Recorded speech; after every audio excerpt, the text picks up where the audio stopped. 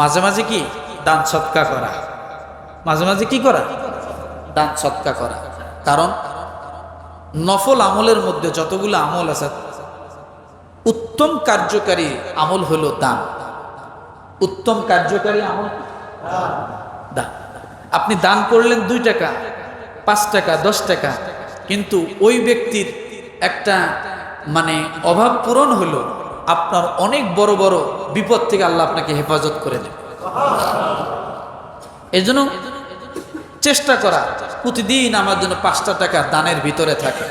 আজকের দিনটার জন্য আমি 5 টাকা দান করেছি, এটার জন্য আমার বুঝাইলাম আর কি, কমসে কম 5টা টাকা। কেউ হাত পাতলে তাকে ফিরে না দেওয়া।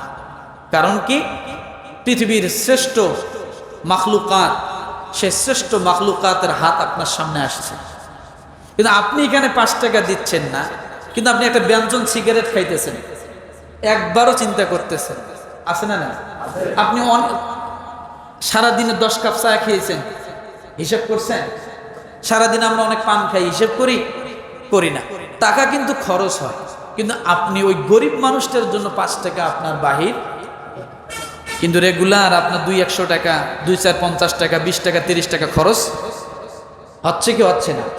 একেবারেই না হয় যদি অন্তত মোবাইল যার আছে 2-4 মিনিট কথা বললেও 5-10 টাকা চলে যায় না? তাহলে খরচ থেকে বাদ আছে নাকি? নাই। কিন্তু আমরা বুঝি না, মানুষকে দিতে গেলেই সমস্যা। একজন এসে হাত পাতলো আপনার দিতে সমস্যা, অথচ আপনি বড় একটা রেস্টুরেন্টে যখন খান, বিলটা দেন, কাউন্টারে বিল দেন, সেখানেও বেশি নেয়। আবার আপনি ওই যে কি মেসিয়ার বলেন, বয় বলেন, যেটাই বলেন, তাদেরকেও 20-50 টাকা আপনি দিয়ে আসেন। এটা কোন টাকা দিলেন আপনি?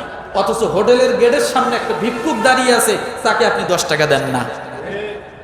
কথাটা বোঝেন নাই মনে?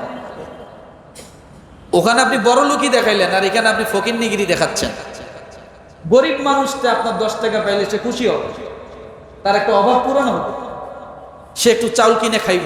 আপনার এখানে 10 টাকা বেড়ায় না, কিন্তু ওখানে কাউন্টারও টাকা দিলেন বেশি। আবার কি মেসিয়ারকেও 50 টাকা 100 টাকা দিয়ে আসে, আপনি অনেক বড় সাহেব, তাই না? আল্লাহ দিতে বলছে কোথায়? সায়েলকে দাও। ওয়াল্লাযীনা হুম ফি আমওয়ালিহিম হাক্কুম মা'লুম লিস-সাইলি ওয়াল মাহরুম। তোমাদের হক আছে গরিবদের কাছে। কি আছে বলেন? সূরা মাআরিজ। তাহলে এগুলো আমল করবো তো ইনশাআল্লাহ।